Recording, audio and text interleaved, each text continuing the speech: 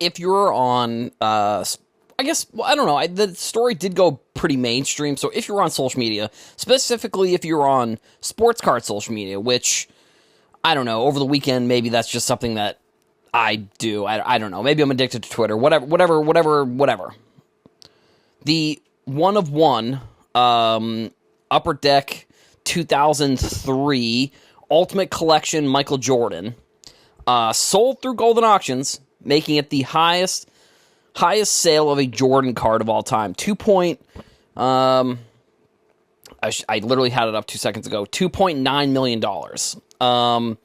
Now, it's a game worn, logo man patch with the autograph, one of one. I would imagine it has to be one of his first one of ones. Through all the articles I was looking at, it didn't say whether it was his first card like that, because he also had the previous record before that was one of the, there was like a 1997 patch autograph that was one of his All-Star jerseys he wore, and then they were numbered to 23. So, I mean, I actually think that card's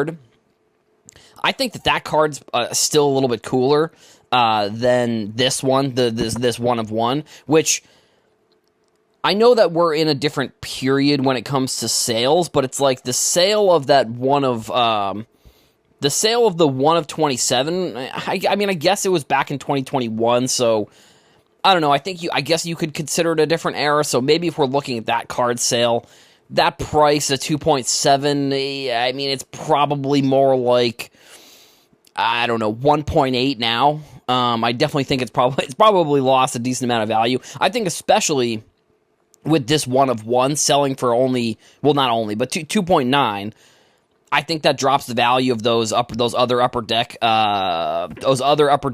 had the All-Star jersey from the 92 All-Star game in these cards from 1997. So like I said, I still think that those are some of the cooler, I think those are some of the coolest Michael Jordan cards within the hobby. The number, the hand numbering to them, all that kind of stuff. Jordan also owns the most expensive jersey ever sold, one of his 1998, which was, I think, the third year of that second stint that he had where he won like 3 in a row. That a jersey from that finals game, which I believe was the game-winning game, sold for $10.1 million, and that was back in 2022 through Sotheby's. Which, if you didn't know, Sotheby's actually is doing a lot of NBA jerseys nowadays, which I think is kind of cool. Like, a lot of, like, game-worn stuff is going straight there. And it's like, I forget if Sotheby's has become, like, the number one jersey selling partner for the NBA, but I know it's I mean, they have a partnership, so a lot of game-worn jerseys are going just straight there. Like the Wembanyama one of one, or not one of one, I don't know. The Wembanyama rookie jersey, I believe, sold through Sotheby's as well. And I think it just shows that Michael Jordan will always have a mainstay within the hobby. I don't think that's like a hot take or anything. I think that's just a fact now. Like, You do always worry with players who are still alive that something crazy is going to happen, but at least, I would say at this point, Michael Jordan is probably not in the conversation of something crazy happening that would sink all of the prices for his cards. I mean, I don't even know what would have to happen for that to be the case, but either way, I mean, he's one of the safer players within sports cards. Now, granted, I did just say that a card that sold back in 2021 probably lost $1 million worth of value. That was before I think we knew that this card even existed, because, like I said, from all the articles, this one of one card had just been sitting in someone's like private collection since 2003 when the product had come out. Now the grade itself, authentic with a 10 auto. Pretty good. Not 100% sure why it's just an authentic grade. They potentially could have just wanted to get it authenticated, which that is an interesting conversation, because grading one of ones, I feel like if you're just going to authenticate the card, you're not going to give it a grade. That might be that's where I think you're going to guarantee you're not losing any value in the card. If you are grading that 1 of 1, you're getting a 10. I think that helps. 9, I think you're breaking even there. 8, I still think you're probably breaking even, but if you're getting a 7 or below, you're hurting the value. So getting that authenticated grade, if I'm ranking where I think that probably sits, I think it's probably 10, 9, authentic, 8. That's where I would probably say in that category, grading any type of 1 of 1 like that. That's where you're going to sit. So I don't know. I mean, I think maybe it's worth just authenticating 1 of 1s. I think maybe it's different if it's just a base card. If it's an auto, because you can get that auto grade, and if it comes, auto grade came back 10, so that's really, it's obviously such a phenomenal card, which, within sports cards nowadays, it's getting harder and harder, I think, to find these, like, insane cards. And this would be one reason, this would be one thing that I sort of wish was easier to track down in a way. Like, I feel like technology, I don't know, this is something where it's like a tech thing that I think could be invented for sports cards that it could be good or it could be bad. I'm just kind of going to throw out the idea, is like, when you have big cards like this, putting some sort of chip or some sort of thing inside the pack, like, so it's like, if the pack has been open, that the pack is open. I don't want any details about, like, where or when, or, well, I guess you'd have to know when, but I don't want any details about, like, where, just in case for, privacy's sake. But I think that knowing, like, if there was a card like this for a player nowadays, I don't know what card you could really say would be something like this for a modern card, but, like, within the pack or within the box or whatever the packaging that the card comes in, some sort of chip or some sort of technology that's developed that shows this card has been opened out of a pack, or, like, this card has been opened somewhere, just so that way we at least know that certain cards are coming out of packs. Because it's good with social media that we see a lot of big, 1 of 1s, a lot of big autographs get pulled, and we know that those cards have been pulled because they got posted on social media. But, like, the number of cards that we just don't even know exist, or we don't even know where they are, I bet you is pretty high.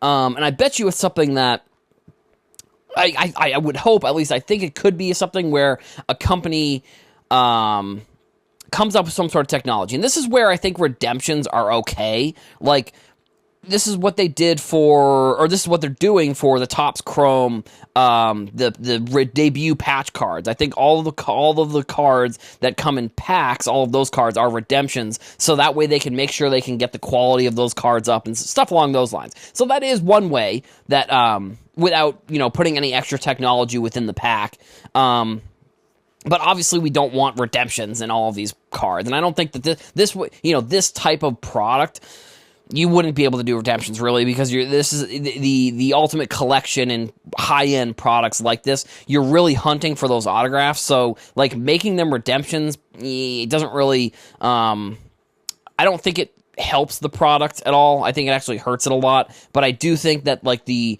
patch that's going on, like the debut patch cards that are just coming in Topps Chrome too, because I think that was a very interesting choice, and that's maybe a different conversation for a different day, but I think it was a good choice for Topps to put this card in a Topps Chrome product, making it fairly accessible to anybody who's able to get Topps Chrome. Obviously, it's still such a rare card that it's going to be it's going to be almost impossible to pull realistically, but still, they put it in a product that made it accessible to the average collector, where if they had put it in, like, tier 1 or any of their, like, high-end expensive products, they're just making a product they're not really, that goes against their ethos of 10xing the hobby, realistically. Coming out with a new product and making it so that way only, like, the top 1% of people within the hobby can get this card, I think you're making it a pay-to-win system here with that type of card, putting it in a higher-end product. Putting in the Topps Chrome, I think a phenomenal idea to make it accessible to regular middle-of-the-road collectors that aren't opening these high-end products. But the technology that I think could be created just to track these types of cards, because I think they also I also wish that there was a way to track the cards when they're being pulled. And I think that this is one thing that breakers could do, is, like, if I think that there should be some sort of code or some sort of thing that's put on these higher end cards. Put it on the back. Don't make it super noticeable. Make it like a QR code. All you got to do is the breaker, if they pull one of these cards with the QR codes, they scan it, it goes into the top database, and then you can see all the cards, and even, tell people that normal people, not even just breakers, but just if you're somebody breaking Fanatics products, in order to be able to stay on the list to get the Fanatics products, you have to agree to scan this code, so that way we know when certain cards are pulled and all these things. Now, this is a pipe dream, and this isn't something that I think Fanatics or Panini would ever do, because I think we are still in a position where the mystery and the allure of certain cards is what is driving the market for some of these cards. The thought that even though it could be pulled already, that it might not be, I think is half of Topps' marketing in general when it comes to these types of products. Now, with the Ultimate Collection, this was also, I don't know, I'm wondering if there's a LeBron somewhere, because this is the type of thing, it's like you look at the checklist, you don't know whether these types of cards have been pulled, but, maybe they will be, and maybe it'll be shown. No, actually, the collection, actually, now that I'm thinking about it, I think it has been pulled, because I believe at the National, but I don't know if it's an autograph, maybe. I forget off the top of my head. But either way, we have the sale of this Michael Jordan card. It's now the most expensive Jordan card of all time. I don't know. I don't think that there will ever be a Jordan card that surpasses this one, realistically. Unless we go on some crazy run again, and they start selling those, like the other card that I said that sold back, that other Upper Deck card that was the 1997 card. Unless we go on some crazy, run and prices go up extremely. Those cards I think could maybe top this. Maybe the 1 of 23 or the 23 of 23 potentially could. But I don't know. I think that for quite some time, this Jordan is probably going to be the most expensive. And I would also maybe go to say it might be one of the most expensive cards that we see sell in 2024 overall. Okay, so finally, we have the news that I think everyone's been waiting for. And now, I think probably thinking back, probably makes sense why the news couldn't have become officially official until after the season. We had the Champions League final this past weekend. Real Madrid, Dortmund, Borussia Dortmund. I think Real Madrid they're one of the best teams in the world right now. And they just got probably I would argue the best player, if not a top 2 or 3 best player. Mbappe, and sorry if I'm spoiling the news here, Mbappe has finally signed, or he's finally the official word that he's going to Real Madrid. Real Madrid tweeted it out. They did all this stuff. It's finally official, which, this was the long-awaited, most tweeted about thing that I've seen in soccer in forever. It was written in the stars that Mbappe was going to go to Real Madrid. So the fact that the news is finally coming out now, it's finally okay, now we can really start to plan what's going to happen. This summer for soccer, we've got the Euros, which Mbappe may or may not play, potentially, because Real Madrid said they don't want him to play in the Euros. Which that would be unfortunate. I mean, we saw France versus Argentina in the World Cup final a couple years ago. That was a massive game. Obviously, Messi gets the trophy there. We do also have Copa America coming up, which the U.S. is going to be taking part in for the first time. I don't know if it's first time ever or if it's first time in many years, which these are the tournaments. I mean, these summer tournaments with the American players, these are the ones that are going to be basically their warm-ups for the World Cup, because they automatically qual, so they don't have to, they don't play any games where, for them, because we're obviously hosting the World Cup. I don't know. Maybe some people know that, maybe some people don't. We're hosting the World Cup 2026, so 2 years from now. Around this time, too, actually, is when this World Cup is going to be going on.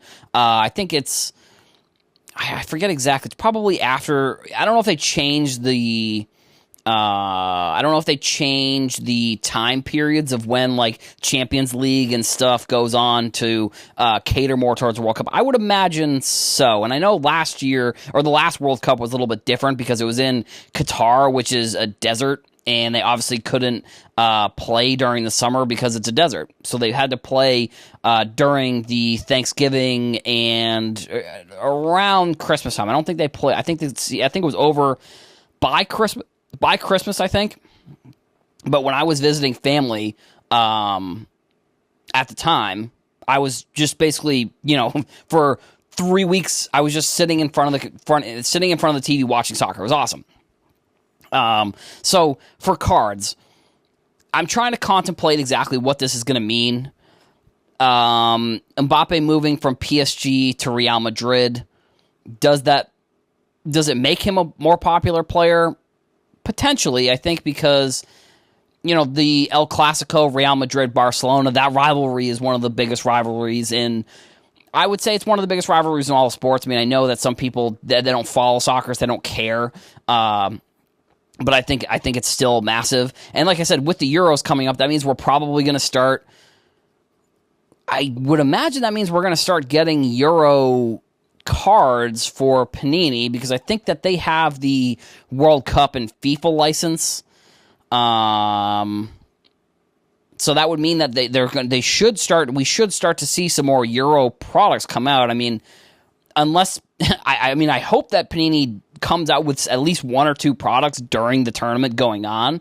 I know, like, during the World Cup, I forget the exact release, but I know that, that was kind of an interesting product because Holland wasn't in there because they didn't qualify.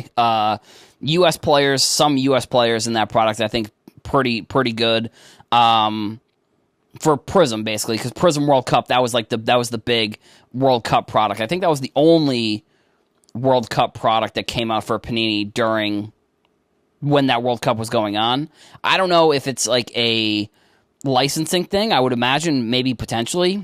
But with soccer too, I really think that whichever company starts to really take soccer seriously, they're going to have to find a way to get people more interested in the sport than they already are. And I don't know if this is like a thing where people aren't interested in the sport, so they're not going to be interested. Like, I was fairly interested in soccer in college, but I kind of petered off a little bit. And then around the 2019 National, I think, that's when I started buying a lot of Mbappe Prism cards for really, really inexpensive. And then I graded a bunch, and then I sold a bunch kind of during the boom.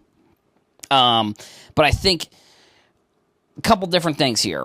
With Mbappe moving to Real Madrid, like I said, I think what is going to have to happen for these card companies is they're going to have to figure out a way to get people more engaged in a sport that people really only engage in certain time periods of the year.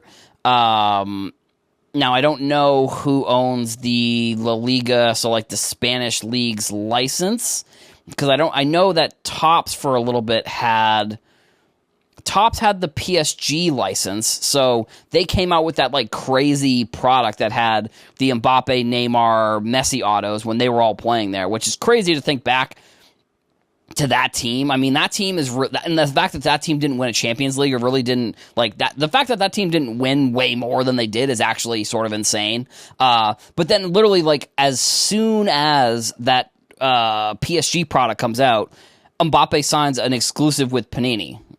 And then they came out with a couple different Panini products that had Mbappe autographs in there. So I think what I think will probably happen is there won't be any autos for if hypothetically Topps owns the La Liga license, which I'm not, like I said, I'm not 100% sure one way or the other. But when it comes to the FIFA license, Panini still has that. So I would hope that there will be some Mbappe autos coming out of like some sort of Euro product, whether he plays in the Euro or not. I think it's not that it's necessarily irrelevant for the product, but it's like we all know that he would be playing for France, and we all know that whether he plays or doesn't play, I think he'll still be one of the top draws in that product. Holland, however you want to pronounce it. I know I pronounce it a bunch of different ways. I mean, he's another player where I would argue it's Mbappe and him are probably 1 and 2, where unfortunately he doesn't play for a team that's really very good when it comes to his national team. So, like, seeing him in the World Cup, and which actually now we will be seeing him in the World Cup because they just expanded the field from 32 to 64, which I don't love. If I'm going to be completely honest, I think it just it adds more teams, obviously, but I think it doesn't help the competition in the way that they would like it to. But again, from a card perspective, that also just means that there's going to be potential for larger products with more players in it, which I would love. Because unfortunately, too, with soccer and with national team products, there's 11 players on the field. They're not going to be able to get all 11 players. And then, whether there's a couple subs. I mean, I know a USA has like subs that are arguably could be starters. But they aren't going to be able to get all 11 players into a product for all the teams, because that would be like 700 cards on one checklist, which I don't know. I think it'll be interesting to see how Panini decides to do who they decide to include like in like the next World Cup product, because I would hope that they go all of USA, all of Mexico, all of Canada, and then from there pick and choose who you really want to be in that product. I mean, you could argue you'd want all of England maybe potentially in there. I think like there needs to be a little bit more data research when it comes to which players to include in these products for Panini, which I don't know if they're necessarily doing. I think that there just needs to be more thought behind who to include and who not to include, because I think every team should have at least a couple players in there. And this is the point. It's like with 64 teams, that just means that like a quarter of the checklist is players that people don't know, which that's the case really anyways. I mean, even when I was opening up Prism World Cup stuff, half the players I didn't really know, honestly, So, you are running into that issue already. But I think when you're expanding the player pool, because you're expanding the amount of teams that are going to get into the World Cup, that's just one issue that you could run into. So with Mbappe finally going to Real Madrid, like I said, he's already one of the more popular players in the world, so I don't know if that necessarily makes him more popular. I would say a couple years ago, this would have been way bigger news for sports cards, because he was a player that was like probably the hottest player in the hobby for that time during COVID. So like his cards really saw a significant increase in their pricing. And this may potentially get him some more exposure, maybe more on TV a little bit more. Like, I don't know. I mean, I didn't really see, other than Champions League games, I didn't really see that many PSG games. I feel like, ESPN does have the La Liga license, so they do have some of those games. So I would imagine you're going to see more Mbappe on your televisions. So, I don't know. I'm not telling you, this is not my suggestion to go out and buy any of his cards. I mean, I think you're really looking at a player who it's like, in terms of prices, it's like if you were to just say, yeah, go out and buy some LeBron cards. It's like, yeah, we all know LeBron is the best player in the world and all of these pieces. So it's like you're not really... This news is important for the soccer world and it's important for sports cards, but I think unfortunately it's maybe not as important as it could have been if this had happened a couple years ago. Obviously, around these parts, we know that GemRate has phenomenal grading data. So Alton Insights took some of the data and kind of extrapolated some of the info that had came out over this past week or so. Well, it's from May. So the data basically shows that in May, PSA, CGC, SGC, and Beckett combined for 1.78 million total cards graded, which, based on this data, is a record. It was a record month. It's it is really crazy to see record months, and to say something like grading has just had a record month in a time period where in the time period we're at now compared to where we were, I think is, pretty wild. And then the other piece of this is that in Q3/Q4 of 2023, trading cards, so like Pokemon, Magic the Gathering, stuff along those lines, were responsible for nearly 50% of grading activity. And then in Q2 of 2024, sports cards had represented more than 60% of all graded items. Again, these numbers in a time period, which I would say this is what sort of this is the what's the word I'm looking for? This is the not repercussions, but this is basically the I don't know the word I'm looking for, but because of the grading shutdowns that we had when things got popular.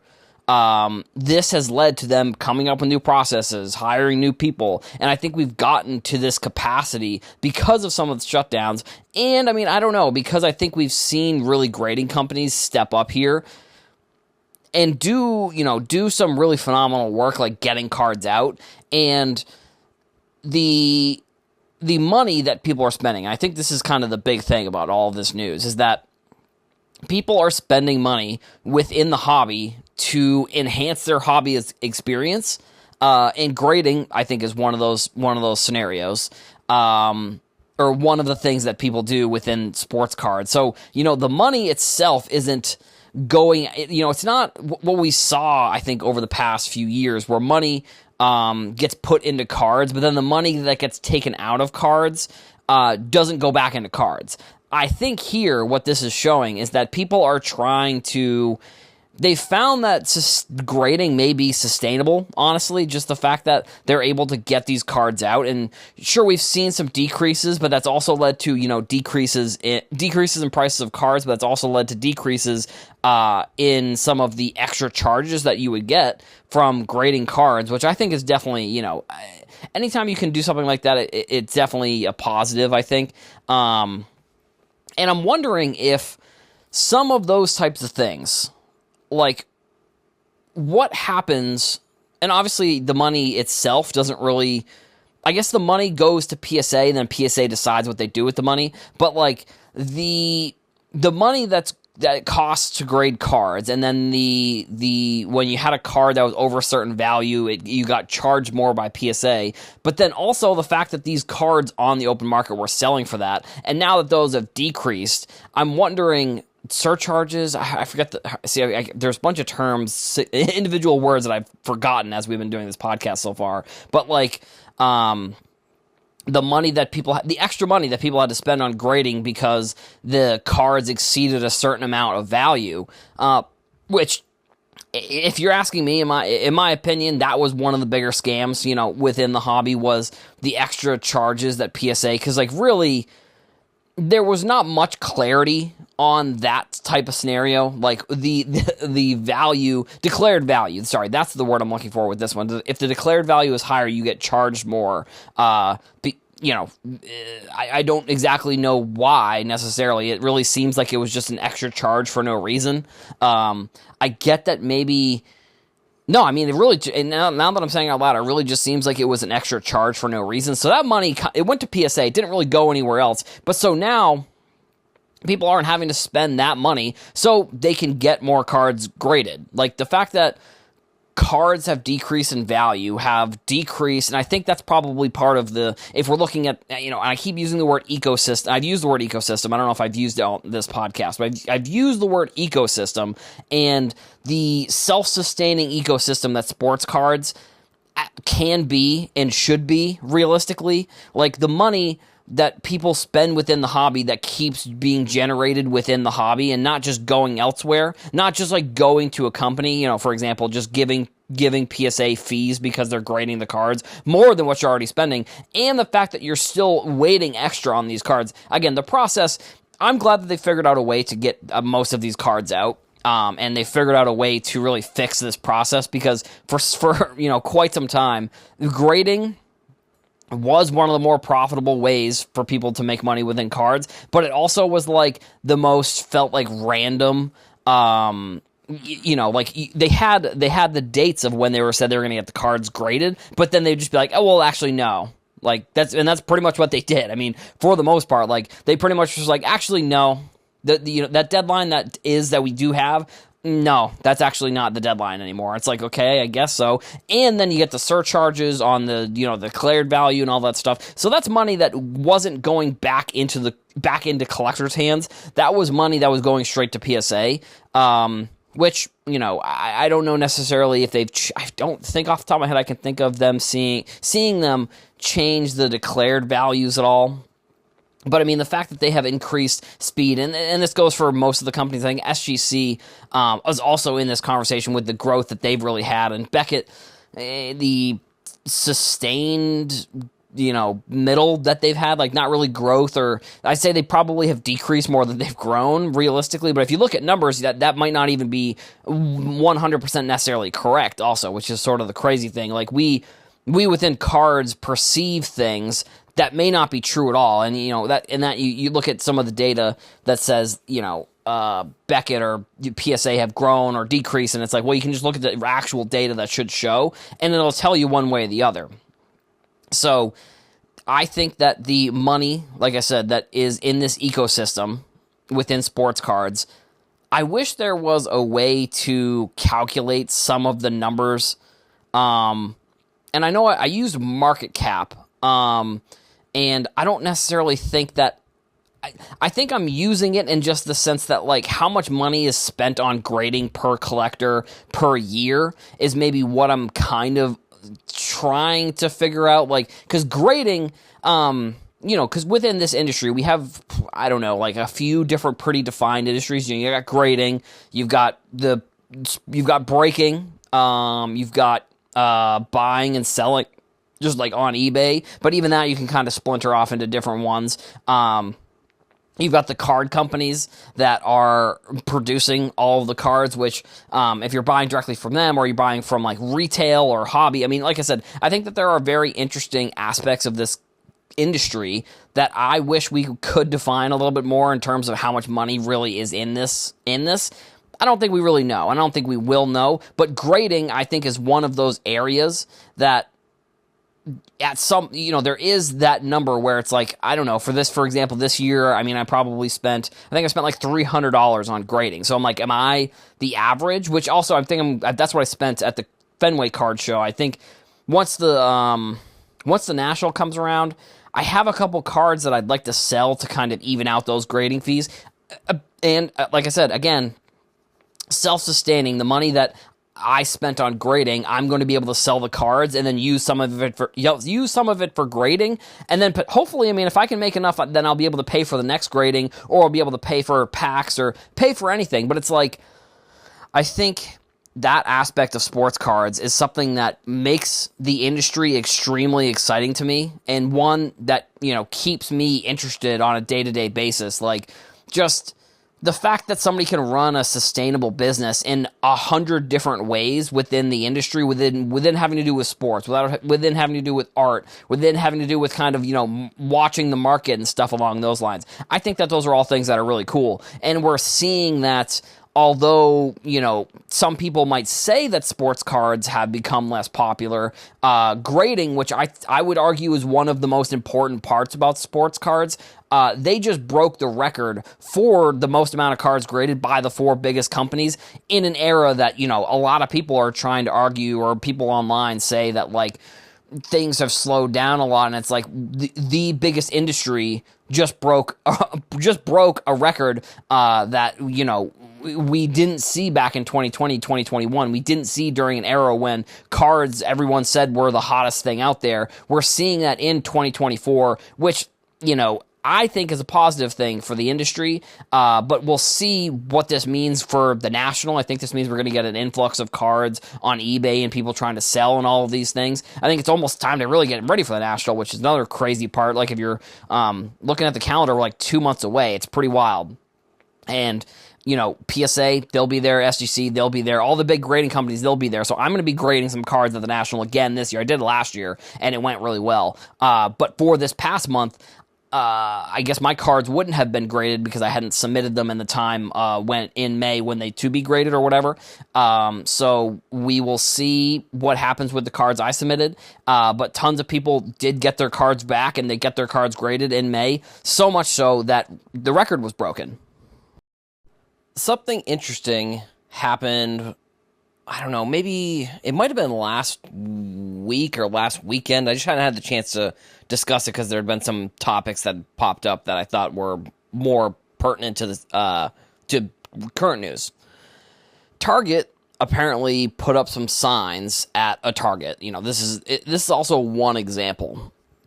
This is not something that Target has said they're doing. This is not something that I think Fanatics has said that they want Target to be doing.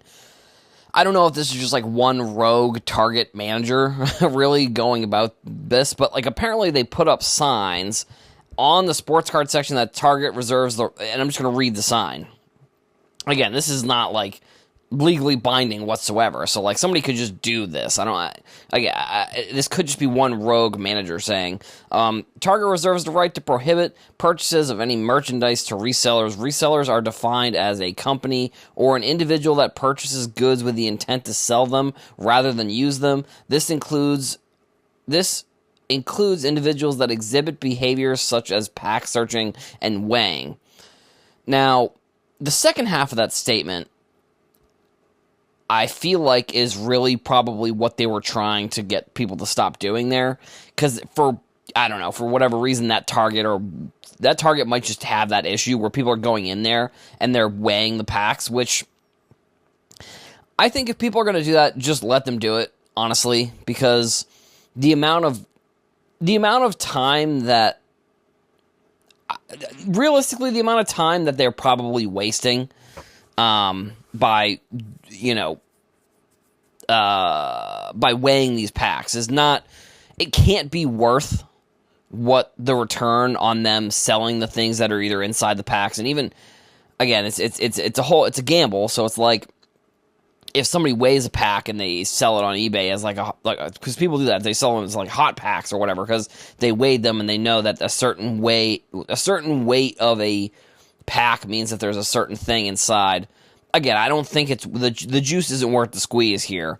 And again, I don't know. This is not something that I think that they could actually really enforce, and I'm sure the sign was probably taken down within a couple days. I mean, especially the fact that it sort of went viral on social media. There's no way that the sign wasn't taken down within a couple days, but it brought me back to the days in 2020 and 2021 where Target they limit and I think they still limit it, but I don't think the system is as strict as it was before. Back in the day, one time I tried to buy 3 select hanger packs and it wouldn't let me. It would only let me buy 2, which again I just only rang out 2, and then I just did another transaction and rang another one out. So there are ethical or unethical ways around only being able to buy 2, which honestly, I did end up selling those packs. I didn't even end up opening them, which, at the time, I didn't realize how much select there was going to be. So, and I don't even really think I think I probably bought them for $15 a piece and sold them for 25 or 20 or whatever. Which, again, the ethics behind the reselling, I'm fine with I'm fine with them limiting what you can buy at the store even if you're trying to resell it. I just don't think, just per my example there, I don't think the juice was worth the squeeze when it came to actually buying the packs and then listing them and then then having to ship all of them and then I always get anxiety when I send cards in the mail. I don't know what it is. I mean, especially big cards. I even usually will spend a little bit more to get quicker shipping, so I know it can get there quicker. So there's less steps in the process. But here, Target, this manager, I don't know really why they would really do that. I mean, you really can't. stereotype a customer that's at the sports cards section. But again, I think it gets into the ethics of buying and selling stuff in retail. And I actually think that this might be a hot take. I think buying and selling things that are supposed to be used shouldn't be legal. It shouldn't be allowed. I think it does more, I mean, I'm going to be honest, I think it does more harm to our society than it does good, because some person that they have some bot, or they get to sit there behind their computer and they get to buy up whatever it is and then sell it for double. Like that hurts the consumer. And I understand that what I just said contradicts what I did with those packs, but I would also like to point out that was 2021 probably. So and again, I haven't really thought to do that anytime recently. Most of the time, if I'm going to the store to buy sports cards, I'm just going to open them. But it's not even just sports cards. I think sneakers are okay, because actually no, I guess sneakers would be lumped into this category. But we had that thing with the baby formulas, all of them were being bought and resold. It's what are we, you sit there and you think to yourself, what are we doing here? And in general, I think the consumer is only being hurt in this scenario.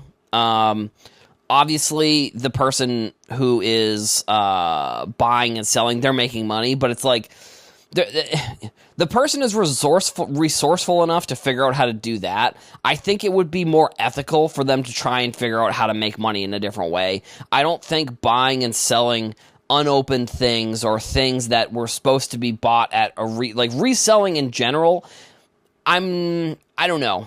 And I know you'll say, I know you may think hobby shops do similar things to this, but I don't think that's really in the same category. I don't think hobby shops selling unopened boxes is in the same category, even though I think you could look at it and say, well, it's very similar, where they're getting a product for a discounted amount and selling it for a higher amount. But I think that the reselling, like I said, the reselling of items that are supposed to be used, which I think we've seen other, sneakers are one example. I think we've seen limited edition random things, Mischief, I think, is a company that does really odd collaborations, and they make really odd art pieces. And I think I don't know, maybe if the item is meant to be resold, I guess that doesn't really make much sense, because no item is necessarily meant to be sold. You don't make an item to sell it. You make items, you make things for people to own. But I think that the reselling of these items shouldn't be allowed. Now, there's no way to really, and I think it should. I don't know. It's like a catch-22, because it's there's no way to really stop people from buying stuff. I think that because you could limit people about how much people can buy of a certain thing, but at the same time, it's well, you never know who is buying things in bulk or anything along those lines. I don't know. I see a lot more harm in the reselling in consumer goods, which I actually think is why we have seen a rise in just the plain clothing in a way, because clothing that is sold through drops and stuff along those lines, it's hard to get. So, I think we've seen kind of and I don't know if other people have seen this, but and I know clothing and sports cards aren't the same thing. I'm just saying what I've seen in the marketplace, on TikTok and stuff like that. Because also I've seen people selling stuff on the TikTok shop, sports card stuff, which I think is good. I think one take that I've actually been developing, and actually I'm going to kind of sort of end the episode with this one, it's not really about sports cards. I guess it kind of is because it's talking about the TikTok shop, but like the marketing of, first of all, TikTok will need to be studied for how they were able to get people addicted to an app just to pull the rug out from underneath them and turn it into like a shopping app where they promote basically everything that's like, they basically are doing what Facebook did with dropshipping, now with the Temu, TikTok shop, all of those things. But like the people doing their marketing of selling these things, like the people sell clothing and stuff that's like basically just drop shipped clothing. It's basically like Shein or like, any of the, the cheap fast fashion clothing brands. The marketing is like, oh, I bought these 3 shorts for less than a thing at Chipotle. It's like, it's crazy that we haven't, I mean, and I don't know, maybe people have, but it's crazy that I haven't seen anyone being like, why are we buying clothing that's cheaper than food? Like, how is that, like, where is that coming from? Like, where is this clothing, like I said, that's cheaper than something you could buy at a restaurant? Like, how is that possible? It's, and it's obviously because it's cheap, fake clothing from, different countries that create this type of clothing, and they're selling it for, 5 cents or whatever, and they, the people, and then the crazy thing is, like, the people buying it think they're getting a deal. The people selling it are like, oh my God, I can't believe that they bought it for this price. So that's, with all that being said, I think that's an interesting thing that TikTok has done, because I've seen people on TikTok selling, top loaders. I've seen people selling penny sleeves.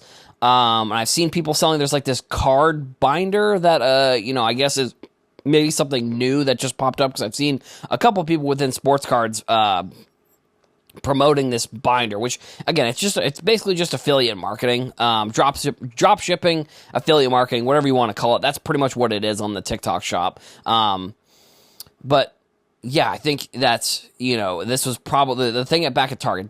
We'll bring it back a little bit here. The signs at Target were probably put up by one rogue manager. And I think that they are correct in their stance of that they don't want resellers buying the products and then reselling them. I think they're a little late to the game here. I'm assuming they must have, realistically, they probably gotten like into an argument with somebody, and that's why they put the sign up.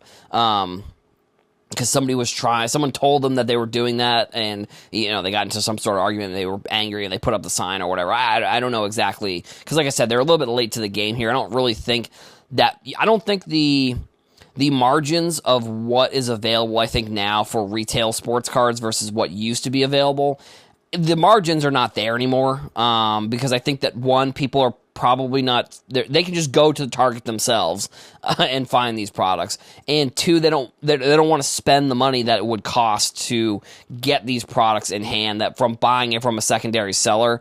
I don't know if it's from people learning not to, or if it's just this is what's happened because of the increases in, again, pricing for retail boxes, the increases in production of retail boxes, but we have seen a big shift in retail over the past few years, and I think in a way that I think is good, because you can get it, but also I think maybe could be a little bit better, because they decided to do 2 things that help them, and 0 things that really help anybody who's looking to buy sports cards at a retail store. I've got 2 stories here on Friday's episode. One is an update to an episode previously this week, which I can't believe that this feels like this happens fairly frequently, where I'll like talk about something and then like literally a day or 2 later it will pop up that something about that topic pops up. So I'll just start with that one. The other one we'll get to later. It starts with PSA. They have announced that they are increasing their upcharges on cards above $500. Now the upcharge, depending on kind of how you would grade your card. So previously the upcharge was $39.99. Now they're increasing it to $75. And if you listen to the other episode this week, you probably heard me talk about how upcharges are just like a scam. Like it is within this industry. It is important to be as transparent and as forthcoming as possible. And admitting mistakes, obviously card companies really have a hard time doing that, but being, again, being forthcoming, I think that's maybe the word, but being upfront about anything you can, doubling the price of an upcharge that is I'm sure PSA has put out some sort of information about how they do upcharges, but it's like the amount of differences that can go on from order to order when you're sending cards to PSA is, I feel like, too much of a variable for them to decide that they're just going to charge someone more money because a card is worth more money. That concept in general just seems, that doesn't make much sense to me. If you want to say, sure, if someone's grading a 1952 Mantle, that should be probably well, actually, now that I'm saying it out loud, yeah, I mean, I don't know. I mean, I guess in theory, maybe the cards should be, if you're grading a card, because if you're grading a card that is a 1952 Mantle or any, I'm just using that card as an example, that should probably be worth more than some random, base card that you're getting graded. It should be the person's choice. I don't know. It's a very fluid situation. I mean, it really just doesn't seem like upcharges should be a thing. I think it's unfortunate that PSA has decided that they're going to double basically the price. I know it's not double. I know it's going from $40 to $75, so it's not exactly double, but it's basically double. They're basically doubling the price. And the threshold of cards that are $500, like if we look at that number, I'm sure that like $500 is probably a pretty middle of the road threshold when people are sending in cards. Maybe newer cards, not so much, but older cards, like if you're sending in any older rookie cards, that $500 threshold can go pretty quickly. Like you can reach that $500 floor very quickly when it comes to grading cards. So, I feel like it should be the choice of the person sending the card in, but even the upcharge in general. The upcharge should be, you should get more care, I guess. I mean, it's really, it just doesn't seem like the upcharge, and it may seem a little flustered here and lost for words, because it just, again, like on the podcast earlier this week, I talked about how it's a scam, and then literally like a day or two later, they came out and they're saying that they're doubling the price of the upcharges for a card over $500. Now, if I'm going to be honest, I think that this gets reverted. I think that they go back, because it just doesn't make much sense, really. And maybe they're saying, well, maybe they have the data, and they're saying, well, only X amount of cards are being graded nowadays, and they're over $500. Maybe that's how they're going to justify it. Maybe there aren't a ton of people that are grading the cards, which is like the opposite of what I just said about that. I think a ton of people are grading cards of that value, and that there are a ton of cards that run in that range. But yeah, I mean, like I said, it's really annoying to me that they've decided that they're just increasing the price of a car. They're increasing the price, especially when the threshold is like $500 to $1,000, because like that really can range. That $500 to $1,000 within cards feels like it's a pretty wide range. It feels like if they were to say, again, I'm trying to come up with a justification for it where I don't think that there is in general. So I'm trying to play a little bit of devil's advocate when I actually don't even agree with this at all. So like PSA might, if they were to say between $500 and $800, like that feels like more of a range, and then from $800 to $1,000, I don't know. It's pretty disappointing, if I'm going to be honest, to see that this is happening. Also disappointing the fact that I just sent in cards to get graded, and that's not why I'm upset. That's not why I'm doing a second episode about this. But I did send in cards, and a few of them, if they come back 10s, could be over that $500 threshold, potentially. Like, a while ago, I was buying a lot of Rolandinho, like his 2003 foot era Ultimate, which is basically his rookie card. He has a few cards, like there was another one that actually got graded, was a that I don't even know how many of these cards are graded, if I'm going to be honest. There was a 2001, like, World Stars set that he was a part of, like, because it was he was in the World Cup or something.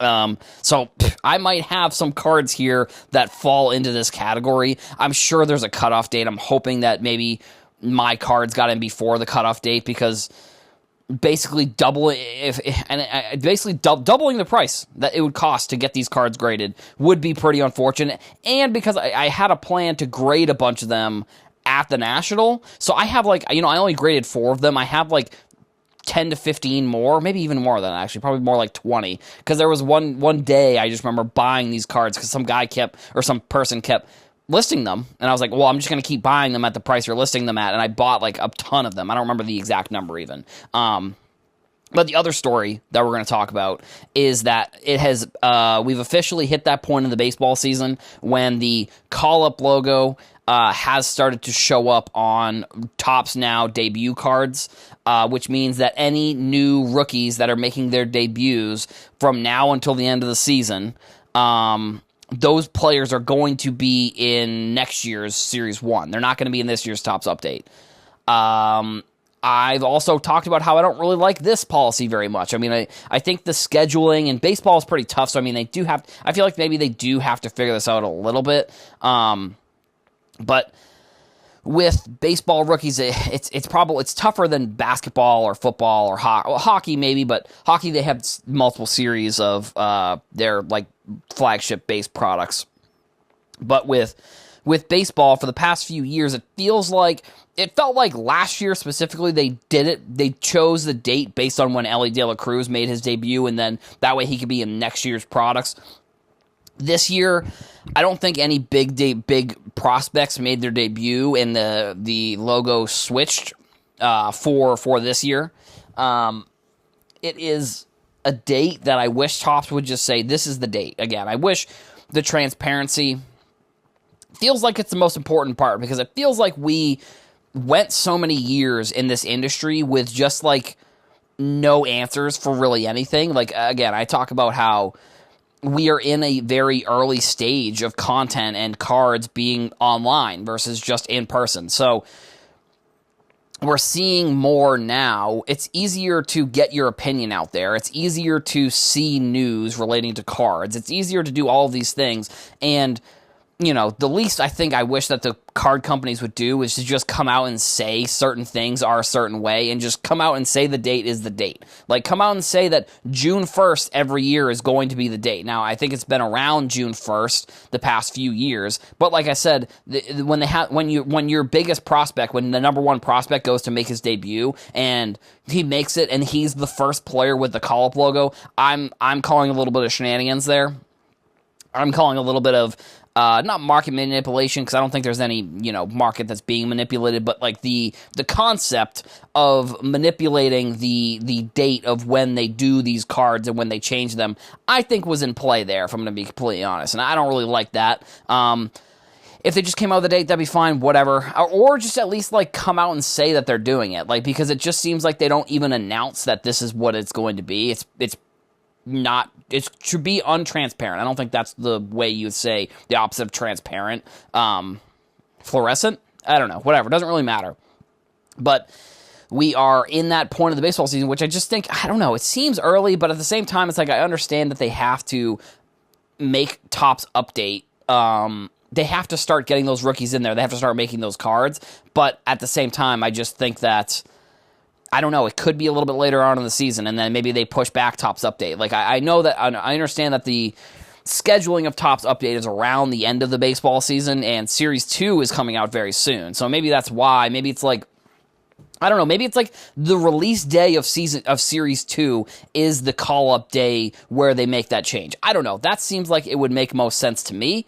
But Topps, it has done whatever they wanted, basically, with baseball rookies. They've manipulated.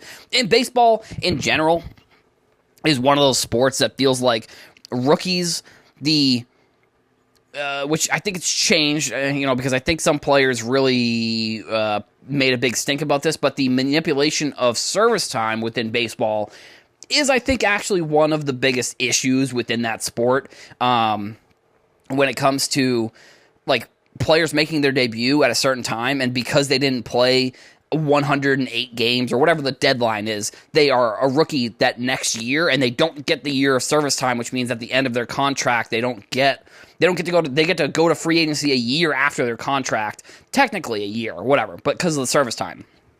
So Topps has kind of taken a similar approach to this, where they're going to decide when players get their rookies and if they're going to be in the next year's product. And I understand that they have to make a business decision, but if I were the one running it, I would make these business decisions with a little bit more thought behind it for the customers, and at least come out and say, hey, Series 2 release date, that's going to be the call-up date, because now, again, it just seems very random, and it doesn't seem like for any specific reason they're making the call-up logo change. So maybe in the next few years we'll see this. I don't really know, but two companies making some big changes this week. PSA making the changes to some of their grading stuff. Topps switching over from the rookie card logo to the call-up logo for this season's rookies.